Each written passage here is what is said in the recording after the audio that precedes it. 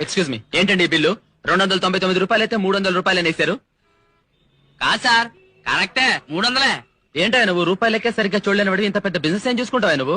ఏంటి నేను లెక్క తప్పేశానా? అవును. అందులోనూ ఓన్లీ 1 రూపీ. Yes. ఇంపాసిబుల్. అసలు నీకు లెక్కలేరావని నిరూపిస్తే బిల్లు వదులుకుంటావా?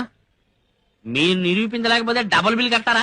నేనడి ఏరా రెడీ. ఓకే ఆ. ఓకే. నువ్వు ఇప్పుడు బట్టలు కొట్టి పెట్టావనుకో, పెట్టానండి. నీ షాప్ కో 3 వ్యక్తులు వచ్చారనుకో. వచ్చారు. ఓకే, 3 వ్యక్తులు తలో 10 రూపాయలు వేసుకుని 30 రూపాయలు పెట్టి 3 హ్యాండ్ కట్ చేసుకున్నారు. కొన్నారండి. వాళ్ళు 3 హ్యాండ్ కట్ చేసుకున్నారు కదా అని నువ్వు 5 రూపాయలు తగ్గించావు. నేను ఎప్పుడు వచ్చానండి. Very good very good.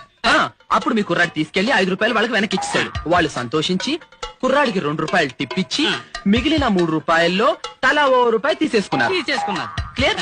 Okay, ఇప్పుడు ఒక్కొక్క వ్యక్తికి ఒక్కొక్క హ్యాండ్ కర్చీఫ్ ఎంత పడింది? ఆ మాత్రం నాకు తెలియదేంటండి. ఆ. 10 రూపాయల్లోనూ తల రూపాయి వెనకొచ్చాను కాబట్టి 9 రూపాయలు అయిందండి. ఓకే, 3 9 ఎంత? 27 అండి. కుర్రాడికి టిప్ ఎంత ఇచ్చాము? 2 రూపాయలు. ఇప్పుడు 27 ప్లస్ 2 ఎంత? 27 ప్లస్ 2 29 రూపాయలండి. మరి రూపాయి ఏమైంది?